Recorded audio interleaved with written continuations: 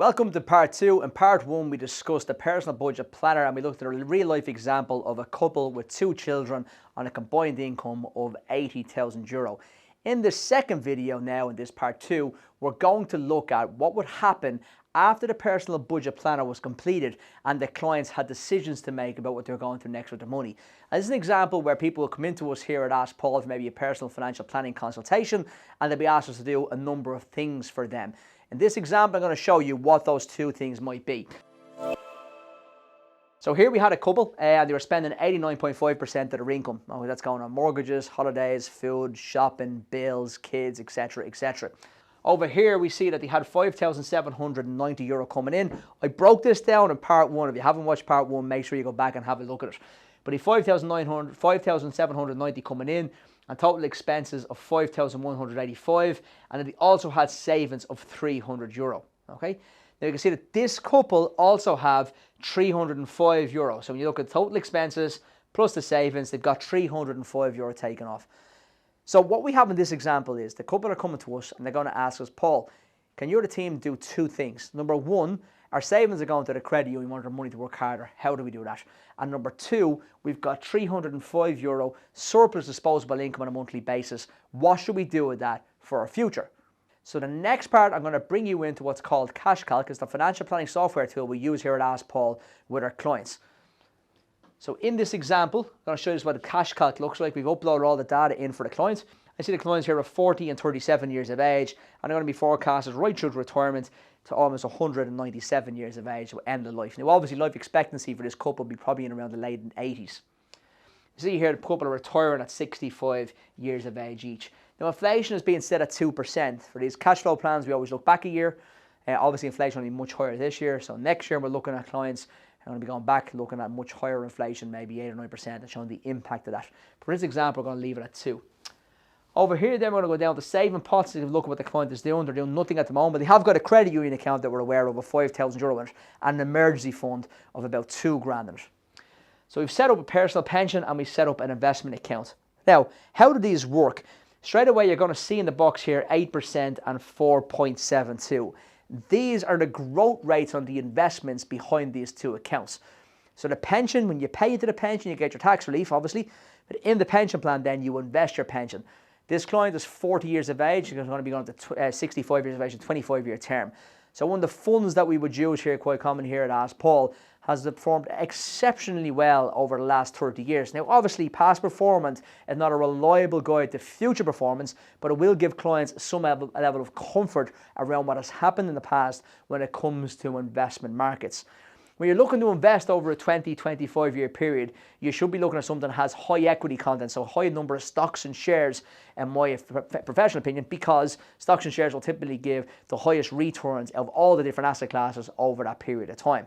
Here then, in the investment accounts, it's 4.72. The reason being is the 8% in the pension is tax-free. It grows tax-free, okay? So it compounds up. That's one of the beauties of a pension plan, is you get all this compounding tax-free growth, where the investment account is taxed at exit tax at 41% of your growth, okay? So what we've done here is take 8% minus 41, so we get a real growth rate, I suppose, here at 4.72. In the system, I've also loaded in annual management charges as well. So we project the future growth. It's after fees, etc., and after tax when it comes to the investment account.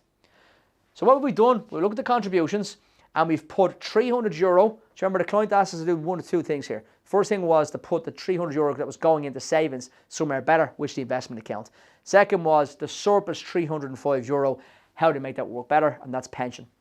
So here you see the investment account now has €300 per month going into it, and the pension plan now also has €300 per month going into it.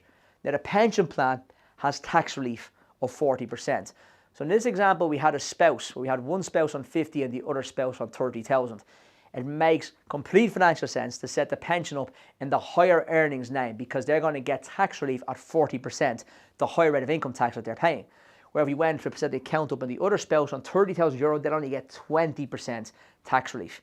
Now already what you should be thinking is, this is why I need a financial planner to help me put all this together, because everybody, as I said in part 1 of this video, is different when it comes to their personal finances. So now you have the contributions loaded in. What does it look like in the future?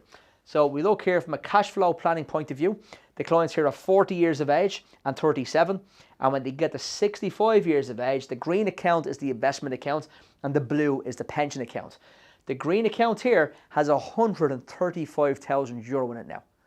Okay. Now, what we've also done here is that we've encouraged the client, when they're putting money into the investment account and the pension, is to increase them by a minimum of around 4% per year. So that 300 then becomes 312, then additional 4%. The reason we do that here, that's positive. Number one, we want to make sure we're keeping up in line with keeping up or beating inflation. Obviously, need to be higher for this year. We're not typically speaking 4% would do it for clients. But also, we want the clients to change their money habits as they go through life as well. So you want them to be getting better with money and putting more money aside, or their pension account, their investment account. And this is small, it's €12 extra per month next year, and obviously goes up again and again and again. But you're hoping to start really micromanaging their money and making better financial decisions to let them concentrate on putting a little bit more away each year.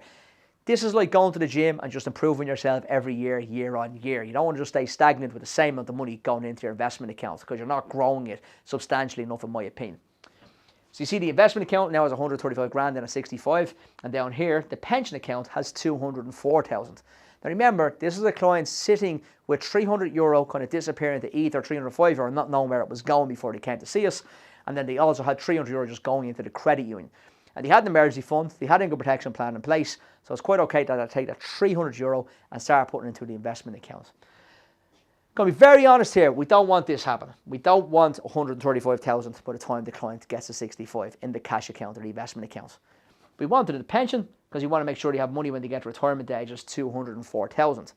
What we want here is the client to use this. So remember, the client is 40 years of age. So when the client gets to 47 years of age here, they've got 26 grand in their investment account. Now, what we want the client to be doing here is using that to change the car. In the previous part one, they had a car loan of €200 per month. So what I'd love to see here is that when they go to change that car in a few years' time, they take money out of the investment account and use it rather than going and get another car loan. That means they have an investment account growing on an annual basis. Yes, there will be ups and downs like always when it comes to investing in stocks and shares. But over that long period of time, we're hoping to get that kind of 6 to 8% return. We forecast on 8% on this. And it's really important that we understand that that's what we're trying to achieve. We want to spend that money at various intervals between now and 65 years of age, because you want to use your capital. You want to enjoy life. You want to be able to have good things and nice things. So it's not all about trying to keep all the money until you get to age 65 years of age and having, I think in this example here, 339k. In this example, we want the 204 to be there. We want this to be spent at various stages through the client's lifetime. But I'll just show an example of what it would look like if it was there. Now, I know what you're all thinking. Where's this guy getting 8% per annum? I can always picture the comments below this video saying 8% question mark. So let me show you where you get the 8%. So look at here, for example, this is one of the funds we use in the Ask Paul Investment Club. This fund has been around since 1989, and then over the last kind of 30 odd years, or going back since 1989, it's done 10.7% per annum. Okay, so I think I'm quite within my rights to show the 8% projected returns, because this fund in the past has performed exceptionally well.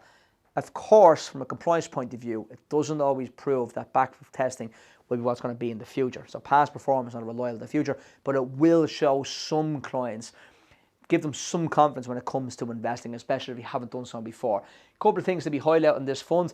This fund, like I said, has been around since 1989. Top 10 holdings: Microsoft, Apple, Google, Amazon, United Health, Johnson & Johnson, Visa, Berkshire Hathaway, MasterCard, Coca-Cola. Coca-Cola has actually only made it into the last top 10 in the last month.